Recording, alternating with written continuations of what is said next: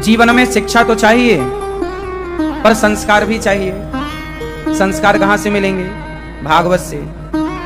हम पाप से नहीं बच सकते। ऐसा कोई व्यक्ति नहीं है जो संसार में आकर पापों से बच जाए। बड़े या छोटे, जाने अनजाने में हम सबसे कोई ना कोई पाप तो होते ही है। अब जब हो गए हैं तो क्या करना चाहिए? पाप यदि हो गए हैं तो क्या करना चाहिए? भैया, मैया, पीछे वाली मैया, सुन रही हो मेरी माँ? यदि हमसे पाप हो जाएं तो हमें क्या करना चाहिए? क्या करना चाहिए? प्रायश्चित करना चाहिए। यदि हमसे गलती हुई है तो हमें उसका प्रायश्चित करना चाहिए कि नहीं? एक तो गलती नहीं करनी चाहिए, और यदि हुई है तो उसका पश्चाताप करना चाहिए, प्रायश्चित करना चाहिए। जैसे हमारे यहाँ गौ हत्या होती, जैसे कोई धोखे से गाय को मारा और गाय मर गई, तो आपने गाय को मारा तो नहीं है, पर हाथ रखा और मर गई, तो उसका प्रायश्चित बताया गया है कि आप चारों धाम की यात्रा करिए, गंगा स्नान कीजिए, तब आपको उस पाप से मुक्ति मिलती है। भागवत सुनिए, तो जो आप पाप करते हैं ना, आप उसका प्रायश्चित भी करते हैं। जैसे हमने झूठ बोला तो झूठ का प्रायश्चित करना पड़ेगा। हर पाप का एक प्रायश्चित होता है कि आपने ये गलती करी है तो इसका प्रायश्चित क्या होना चाहिए। लेकिन एक बात और है कि आप सबका अलग अलग प्रायश्चित कर भी नहीं सकते। इसलिए श्रीमद् भागवत की कथा जो सुनता है वह पापी से पापी क्यों ना हो, वह पापों से निष्पाप हो जाता है, पाप मुक्त हो जाता है। इसलिए सबसे बड़ा प्रायश्चित है भागवत सुन लेना। इसलिए भागवत जी जरूर सुनना चाहिए।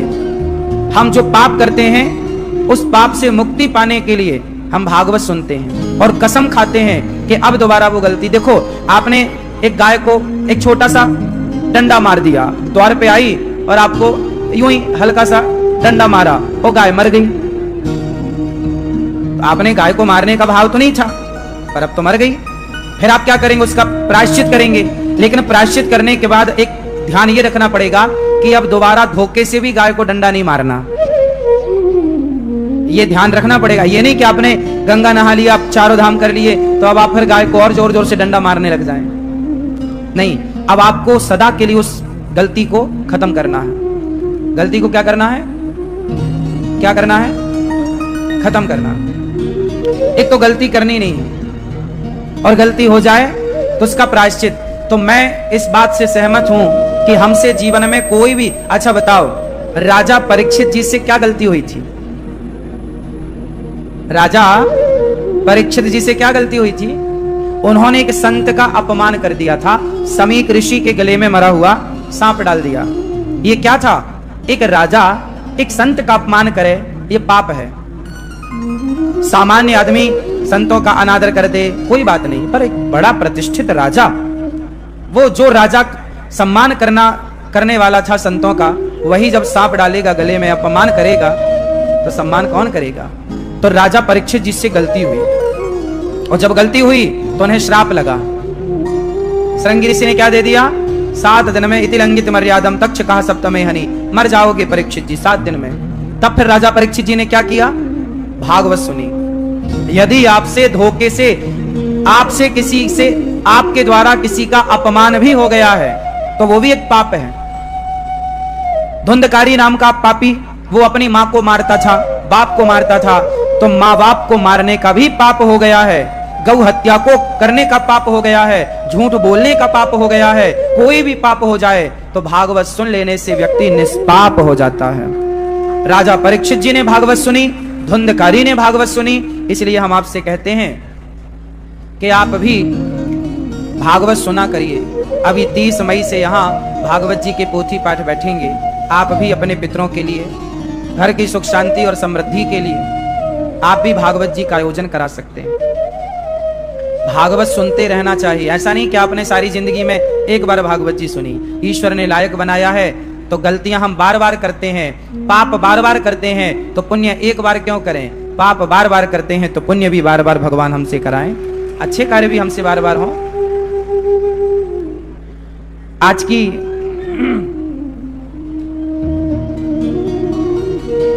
आज की कथा में हमारे मुख्य अतिथि के रूप में श्री विक्रम प्रताप सिंह जी, शिवसेना प्रभारी, उत्तर प्रदेश हरियाणा, दर्जा प्राप्त मंत्री, महाराष्ट्र सरकार से आप पधारे हैं। एक बार सुंदर तालियां श्री विक्रम प्रताप सिंह जी के लिए। भगवान आपको सुखी रखे। आप भगवान की कथा में विराजे हैं। भगवान की कथा व्यक्ति को निष्पाप करती है, इसलिए भागवत जरूर सुनना चाहिए। हमारी मैया विमला मैया सुन रही हैं। लोग भागवत जी की पोथी पाठ कराते हैं। आप भी यदि लायक हैं तो आप भी भागवत जी का पाठ जरूर, अभी 30 मई से बैठेगा। आप भी अपने घर की सुख शांति के लिए, पितरों के कल्याणार्थ, जो आपके मन में कामना हो उस कामना की पूर्ति के लिए या निष्काम भाव से भी आप भागवत जी सुने। भागवत चाहे काम से, निष्काम भाव से सुने या सकाम भाव से, जो हमारे जीवन में पाप हैं वो पाप से भागवत जी मुक्त तो कर ही देती हैं। कल हम लोगों ने कथा में सुना भगवान श्री कृष्ण का जन्म हुआ और जन्म होते ही भगवान मथुरा से गोकुल की ओर चले। जब भगवान मथुरा से गोकुल की ओर गए तो वसुदेव जी भगवान को लेकर जाने लगे। पानी बरसने लगा। कृष्ण को छोड़कर कन्या को लेकर वसुदेव जी आए। जब यशोदा माँ को पता चला बुढ़ापे में रबड़ी सी रात में लड़ुआ सुलाला भयो है, तो उत्सव मनाया गया। उत्सव, चारों ओर बधाई बज रही है। नंद जी के अंगना में बज रही आज बधाई। शंकर जी आए दर्शन करने, मैया ने दर्शन कराया, सभी लोग दर्शन कर रहे हैं। सारा उत्सव हुआ। तभी पूतना मौसी आई। भगवान ने पूतना अपने स्तन में जहर भर के लाई। भगवान ने पूतना मौसी का जहर पिया और जहर पीने के बाद थोड़ा दूध था, दूध पिया, प्राण बच गए। भगवान ने प्राणों को पीने लग गए। पूतना चिल्लाई, बालक छोड़ दो। भगवान बोले, मौसी जी गलत बात है, हमने थोड़ी पकड़ा है तुम्हें, तुमने ही तो पकड़ा था हमें, और हम किसी को पकड़ते थोड़ी हैं। और कोई हमें पकड़ लेता है तो फिर हम उसे छोड़ते नहीं हैं। भगवान किसी को नहीं पकड़ते, परंतु कोई भक्त भगवान को पकड़ ले तो फिर भगवान उसे कभी छोड़ते नहीं। तब पूतना ने कृष्ण को पकड़ा और जब पकड़ लिया तो फिर भगवान ने पकड़ लिया। पूतना कौन थी? एक राक्षसी थी। पूतना लोके बालघिनी राक्षसी रुधिरासना जिघांसया पहरये स्तनम दत्वा सदगतिम। पूतना छोटे छोटे बच्चों को मार करके खा जाती थी। स्वभाव ही था उसका हत्या करना, खून पी जाती थी। ऐसी निर्दयी पूतना, बड़ी दुष्ट ऐसी पूतना जब भगवान के पास मारने आई तो भगवान ने देखा कि चलो भले मारने आई है, पर आई तो भगवान के पास है, तो भगवान ने उसे मारा नहीं, भगवान ने उसे तार दिया। भगवान का काम है तारना। क्या काम है भगवान जी का? तारना। भगवान तारते हैं। पूतना मौसी को भगवान ने कौन सी गति दी? अहो वकीयम स्तन कालकोटम जिघांसयाप ययदाप्यसात्वे लेभे गतिम धातृचितां ततोऽन्यं तं वा दयालुं शरणं व्रजेम। अहो वकीयम स्तनकालकोटम। बड़े आश्चर्य की बात है, जो पूतना भगवान को मारने आई भगवान ने उसे भी तार दिया। क्या काम है भगवान का? भाई भगवान क्या करते हैं? तारते हैं। भगवान ने ये नहीं देखा कि पूतना हमें जहर पिलाने आई है। भगवान ने पूतना के दोष नहीं देखे। भगवान कभी भक्त के दोष नहीं देखते कि आप में कमी क्या है, आपने गलती कितनी करी है। बस भगवान की शरण में चले जाओ, भगवान के आश्रित हो जाओ, तब भगवान आप पर पूरी पूरी कृपा करते हैं। अच्छा, देवताओं में और भगवान में अंतर है। देवता और भगवान में क्या अंतर है पता है आपको? आप लोग किसकी पूजा करते हैं, देवताओं की कि भगवान की? जोर से, जोर से। देवताओं की भी लोग पूजा करते हैं, तो क्या पूजा करना गलत है? ना, गलत नहीं है। पर देवताओं में और भगवान में एक अंतर है। क्या अंतर है? देवता होते हैं 33 करोड़ और भगवान होते हैं कितने होते भगवान? कितने भगवान? कितने भगवान? एक। भगवान कितने? एक। और देवता कितने? इंद्र कौन है? देवता। इंद्र भगवान नहीं है, इंद्र देवता है। वरुण कौन है? देवता है। शनि कौन है? देवता है। और राम कौन है? कृष्ण कौन है? नारायण कौन है? विष्णु कौन है? ये सब नाम बहुत हैं पर हैं एक। भगवान एक, देवता अनेक। देवता है व्यवस्थापक, सत्ता पावर भगवान के हाथ में है। अब देवताओं की पूजा करने में क्या नुकसान है और भगवान की पूजा करने में क्या फायदा है, जरा सुनो। देवताओं की पूजा करोगे तो देवता वही दे सकते हैं जो उनके हाथ में है। सबका अपना अपना विभाग है ना। जल बरसाने का काम इंद्र का है, मेघ बरसाते हैं। अग्निदेव का काम आग से संबंधित है। वरुण देवता का काम जल से, इंद्र वरुण से बात करते हैं, वरुण जी का काम जल से संबंधित कार्य। तो जो आप चाहते हैं, देवताओं के पास एक एक पावर है। जैसे आपने देवताओं से कहा कि हमें बेटा दे दीजिए, तो देवता बेटा दे सकते हैं। पर देवताओं से आप कह दो कि हमें मोक्ष दीजिए, तो देवता मोक्ष नहीं दे सकते। देवताओं से कहो पैसा दे दो, तो पैसा दे तो देंगे। जैसे आपको किसी देवता ने, आप किसी देवता को भजते हो और आपने देवता से कहा हे मेरे देवता मुझे पैसा दे दो, तो वो आपको पैसा दे देंगे और पैसा दे के वो चले जाएंगे। फिर आप उस पैसे से चाहे अच्छा काम करो चाहे बुरा काम करो, यदि आप बुरा काम करोगे तो वही पैसा आपको नरकगामी बनाएगा कि नहीं?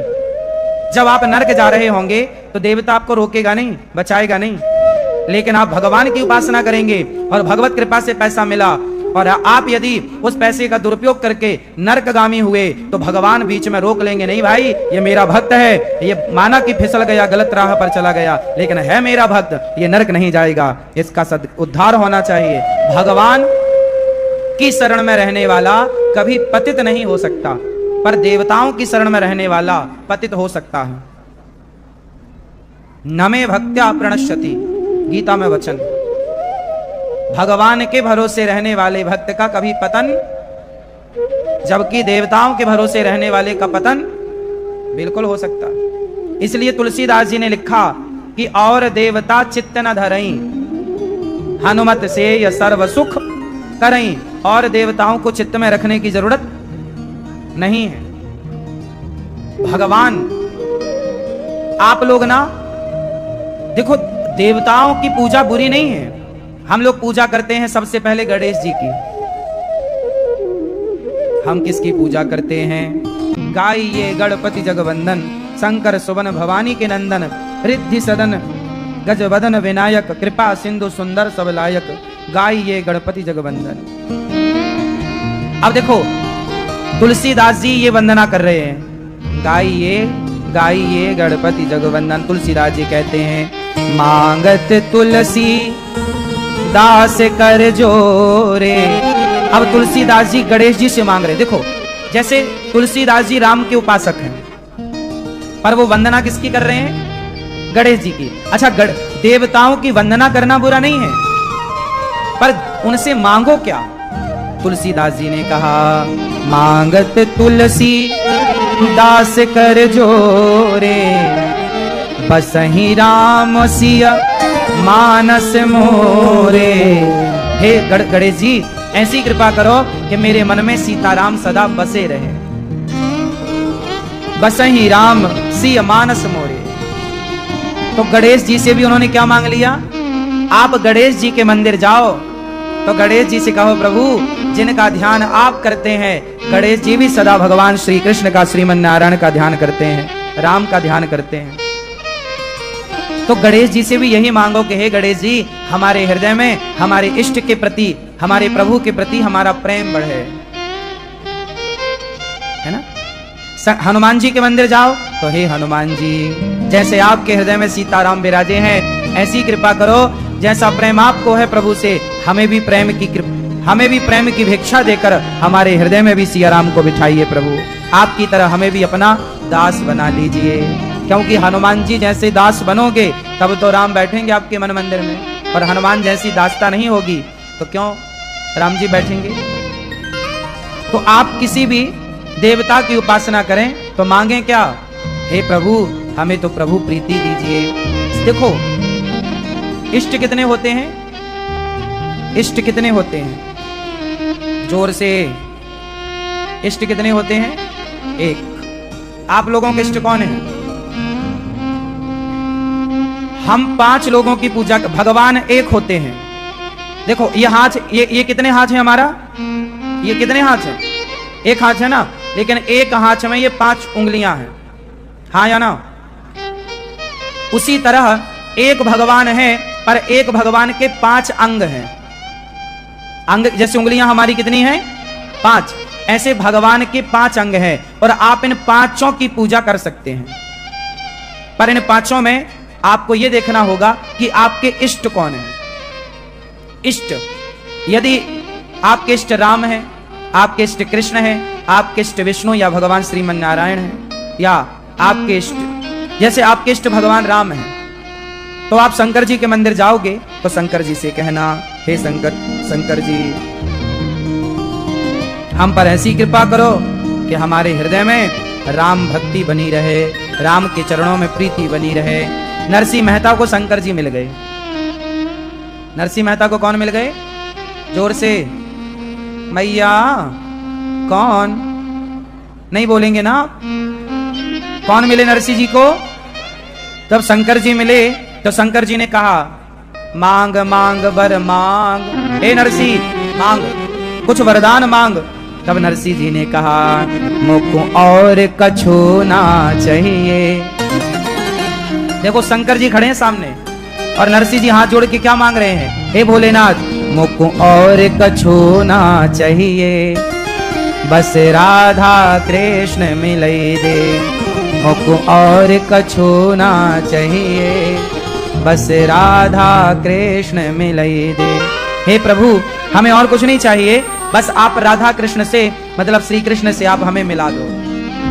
देखो नरसिंह जी कृष्ण भक्त थे, तो शंकर जी मिले तो उन्होंने शंकर जी से क्या मांग लिया, कृष्ण के दर्शन मांग लिए। मतलब कुल मिलाकर यह है कि जब आप इष्ट के चरणों में समर्पित होंगे और आपको जो मिलेगा आप उनसे बस प्रभु के चरणों की प्रीति ही मांगेंगे, और यही भक्त के लक्षण है। हम 5, ईश्वर एक है पर अंग 5 हैं, 5 देव होते हैं, पंचदेव उपासना होती है। हम हिंदू लोग कितने लोगों की पूजा कर सकते हैं, केवल 5 लोगों की। हम हिंदू लोग कितने लोगों की पूजा की परमिशन है आपको, हमारे वेद, हमारे पुराण आपको 5 लोगों की पूजा का विधान देते हैं। आप 6वें की पूजा नहीं कर सकते, यदि आप करते हैं तो वो गलत है। अब वो 5 कौन कौन है वो ध्यान से सुनो। पहली, इन 5 में सबसे पहली पूजा भगवान विष्णु की। अब मैंने विष्णु कह दिया तो राम कृष्ण दोनों आ गए, भगवान नारायण आ गए। विष्णु मतलब राम, विष्णु मतलब कृष्ण, विष्णु मतलब नारायण। आप विष्णु जी की पूजा कर सकते हैं, विष्णु जी को अपना इष्ट मान सकते हैं। पहली उपासना भगवान विष्णु जी की। यदि आप विष्णु भगवान की पूजा करते हैं तो आप सही हैं। दूसरा भगवान सूर्य की, यदि आप सूर्य उपासना करते हैं, सूर्य भगवान के उपासक हैं, इसलिए हमारे यहां सबको सूर्य भगवान को जल चढ़ाना चाहिए। तो दूसरी उपासना किनकी है, जोर से, यदि आप सूर्य भगवान की उपासना करते हैं, जैसे हमारे भारत में छठ पर्व मनाया जाता है, उसमें सूर्य भगवान की ही उपासना होती है, हाँ या ना। तो पहला भगवान विष्णु, दूसरे भगवान सूर्य, तीसरे भगवान शिव, भगवान शंकर, 12 ज्योतिर्लिंग।